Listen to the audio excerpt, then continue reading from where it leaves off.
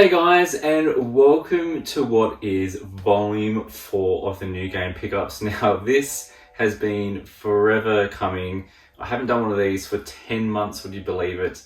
But these will be coming back ever so strong now going forward because I got a promotion recently and this has now opened up a little bit more of free money for me to continue doing these sort of videos. Not that I didn't have the money, but you just got to play it smart when you're trying to get your way up the ladder again.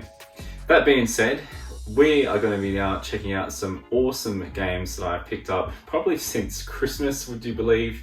And we're starting it off with this one here. We have got Star Ocean: The Defiant Force. Now, I have 2 copies here, and you're probably wondering, Russ, why the freak have you got 2 copies? Well, I always like to think of these things as sometimes a bit of an investment games as well. So I don't just collect just for the point of playing games, I also think of them as investments. So I have a sealed copy here, and I went to EB Games this morning and found this one here, a pre-owned one for $28, which is quite cheap here in Australia. So I thought, why the hell not? I do want to play this at some stage. So to keep this one sealed, have that as a future something I can sell later on is always good, especially with JRPGs. They are very highly valuable, especially if you can keep them sealed. The only problem with this one here, I don't know if you guys can hear it, but the disc is loose inside, which I'm like, oh, so that might take away from some of the value there. It's better when they are intact. But nonetheless, I'm really looking forward to playing this JRPG. I've been a big fan of this series for many years. You've seen some of the video here. It is just absolutely gorgeous. Now, I don't know whether this one is good. There's been probably some mixed reviews. I remember the last Star Ocean game that came out, there was some. But all in all, I am keen to play this one here at some stage. Star Ocean: The Defiant Force.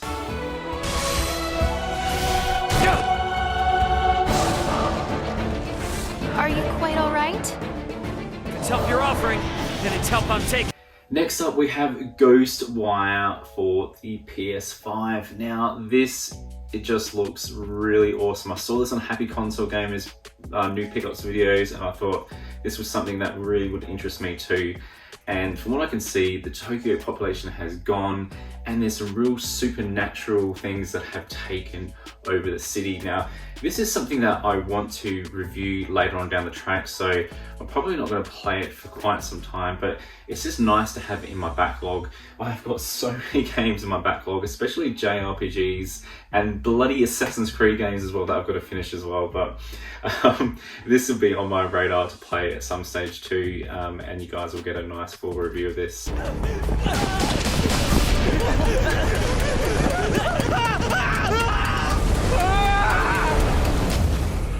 What was that?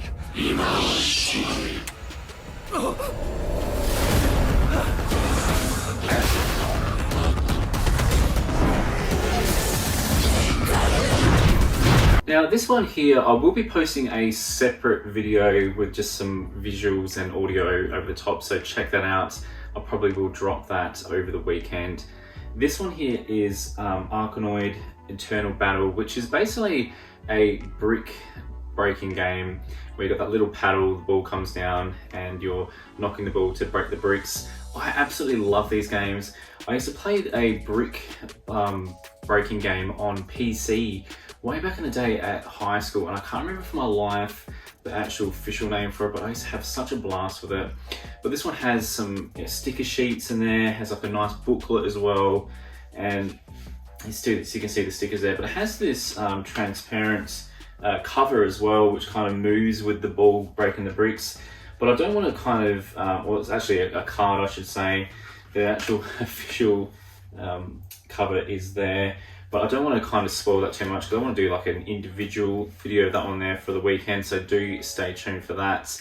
But this is right up my alley, and I had to pick up the limited edition one when I saw this. So yeah, check out Arkanoid Eternal Battle if you're into sort of like their sort of fun, sort of simple games where you've got a little bit of time you need to burn, maybe after work or after school or whatever, and you just want to kill some time. This is a great game for your collection.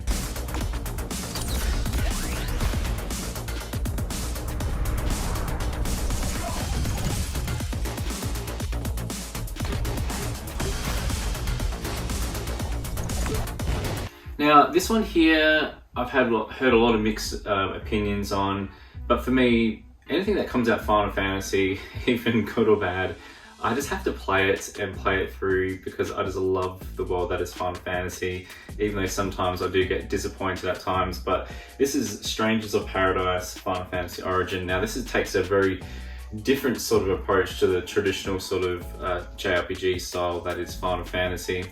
This one is a bit more of a hack and slash from what I can see style, which is funny enough for me. I don't mind that, but I'm interested to see how far away this game takes away from the actual true elements that are Final Fantasy and see where this one ends up. So very happy to have this another PS5 game in my collection.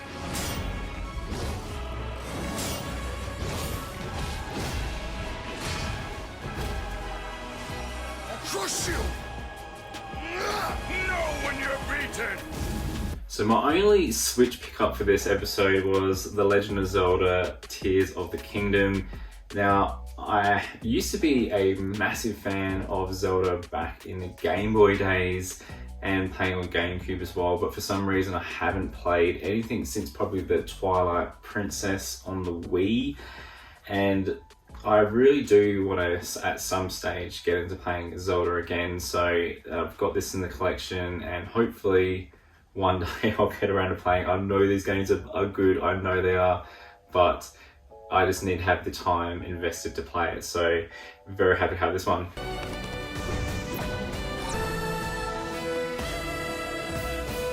Next one we have on the PS5 is the Day 1 edition of the Callisto Protocol. Now, this was done by the man who created the Dead Space original game. That series, Dead Space, is one of my all-time favorites. Number 3 got a little bit funky within the trilogy. Number 2 really had that icing on the cake. But to have another sort of horror shooter style game, this has me excited. I love this sort of shit. I try not to play this too much, this style of game at night, because it can keep me up at night, especially if you hear a certain creaky noise going off down in your hallway. You're like, is it a monster or is it just my imagination? I don't know. I don't go looking for what it is. But anyway, not to scare myself, but I'm very happy to have this game, and I would love to know if you guys have played this, what your thoughts are.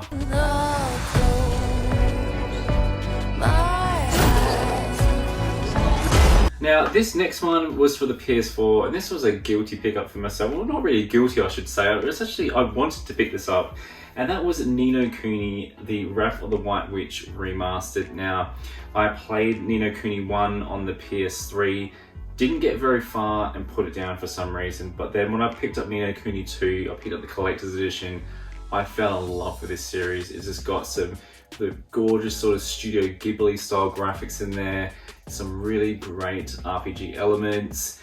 It has everything that I like in a game, and it really sucks that this series didn't take off as well as what it did. And there will be, from what I can see, a third game, and you guys really need to give this series a go. It is freaking fantastic, and I'm so stoked to have the PS4 version. This is the remastered one.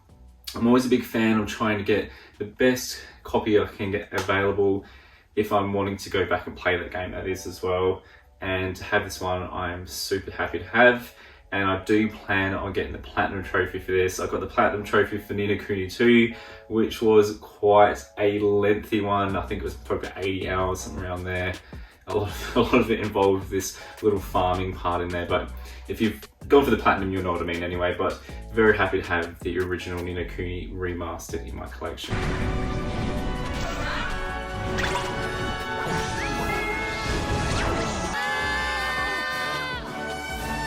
And then the last game, but not the last item to show you, that is, was Star Wars Jedi Survivor. Now, I picked this up at EB Games for $59, which is a really good price here in Australia for something that is still a relatively recent game. And I am really enjoying this. Now, if you're looking for a good challenge, this is right up there, especially going up against some of the dark forces within the game. Really enjoying that. It just goes that extra mile over the previous game. It just adds these extra elements in there, the customization. I always just love that I could spend ages just customizing my own lightsaber, customizing my own gear, customizing my little robot friend as well. It just is awesome. The music, the graphics look freaking amazing on the PS5. I did get to a point last night where I thought, though my game was broken, I was trying to travel to another planet and it said I had to download the most updated patch. Now I thought I had done that and I was freaking out, but thankfully I went down to the bottom of the PS5's menu and found that it still had quite a bit of an update to do, and it's about 150 something gig to put this on your PS5, so make sure you've got plenty of space. I am going to platinum this. When I enjoy a game, I always go for the platinum trophy, and I think this one is quite an easy one. It ranks as a 3 out of 10. So very happy to have Star Wars Jedi Survivor. I'm a big fan of the Star Wars series. There's been a little bit of hit and miss of recent, but for the most part, a lot of the newer series have been quite enjoyable, and I am really looking forward to playing this game and continuing on this afternoon once this video is uploaded. But I'm done hiding. That makes us who we are. Now, I have got this big Bible here. Bible of Halo, that is. It is the Halo Encyclopedia. Have a look at the thickness on this, boys and girls out there. This is amazing. Now, I'm a big fan of the Halo series, and this was really just to help me continue on with the last lot of Halo games we've got to play for a Halo review series. I'm really glad that you guys have been enjoying that. We have got Halo 4, the review, coming out hopefully in the next week or so. I'm really pushing hard to get that done in between work. But I'm going to show you some of the pages inside this. It is just absolutely gorgeous. Now, this was a very expensive book. Cost me $70. I know that sounds a lot, and it is. But I've had my eye on this for so long, and I was like, you know what? I haven't treated myself in a while. Fuck this. I'm going to pick this up, and so I did. And it's amazing. There's just something about the video game books that just is just that next thing. I always love picking up the sort of art of certain games and guidebooks. I miss the days of good guidebooks. That was just amazing. Before internet really became a really big thing, we had our guidebooks. But anyway, very happy to have this Halo Encyclopedia within the collection.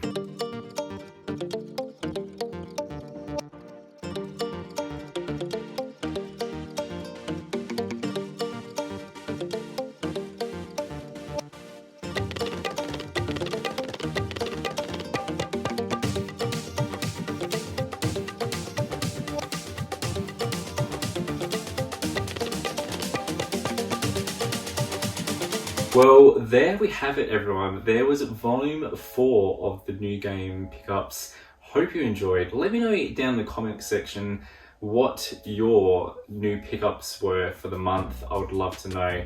I'm going to try and bring these out monthly if I can. I'm not going to promise anything, because there may be months where I don't pick up too much at all, and we might have to do it every second month. But I'm trying to find some little fun filler videos for you guys in between the game reviews, so you guys have got some content every couple of weeks at least. Anyway, guys, as you know, I'm CunninRuss Gaming, and as always, don't forget to subscribe, fools. See you later.